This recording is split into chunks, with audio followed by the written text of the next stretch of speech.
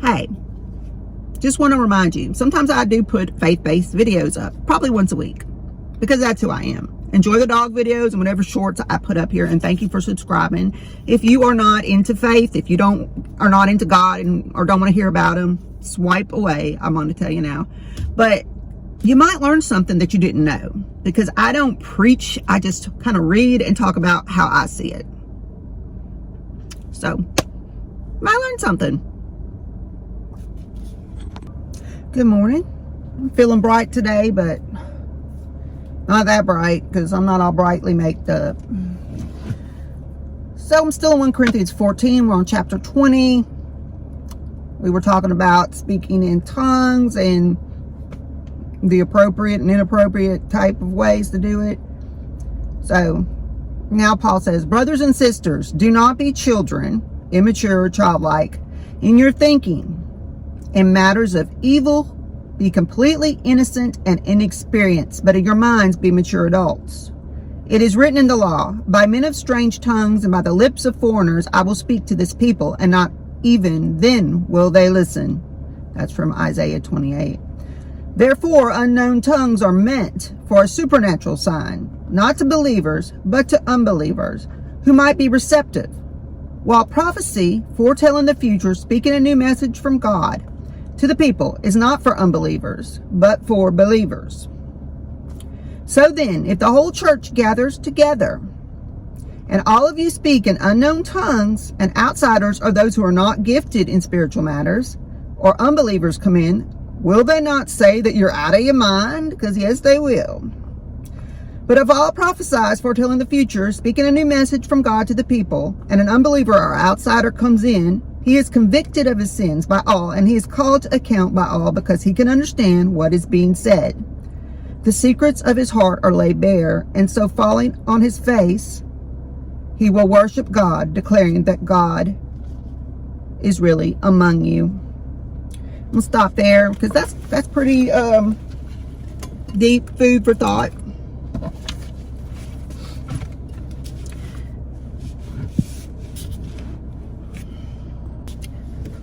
Food for thought, yes. So I come from a town where there's a lot of Pentecostal churches and Baptist churches. There's only one Catholic church, and then there's an Assembly of God and some other churches. But the Baptists are not tongue speakers. A lot of them don't really believe in it. Pentecostals believe that you have to. So when someone, say from a Catholic or a Baptist church, walks into the Pentecostal church with their friend, when I remember when I was in high school, I had a friend that was Pentecostal, and that was my first experience, and they were just exuberant, worshiping, running about. The tongues, I didn't understand, because to me it was just like, what is this? I don't understand. I didn't understand what it was that they were doing or their exuberance. It was all like a foreign thing to me. Like, these people are completely different than when you see them on the street. Now that I'm older, more spiritually seasoned, and I've experienced speaking in tongues, I understand the concept and the joy of the Spirit that they feel. And though I don't go to a Pentecostal church, I visit. My style of worship is probably more like them, but the church I go to frowns upon that. They're very controlled. I love worship songs that are uplifting, that just lift you up and just are powerful. Pentecostals tend to do that more. The old traditionalist type, other religion type songs where it's just, it sounds great, but it's also sleep-inducing. And people say, well, that's a you problem if you can't worship to that. No, it's not. And yes, it is. If the feeling and emotion is in the song, and you get, that passes on to those to worship. But if it's not, it's just not. And You could sing a great upbeat worship song and not have that feeling in it, and it will have the same effect. So, I mean, my hair even looks like the Pentecostals around here sometimes with the buns. But that's mainly because it's hot.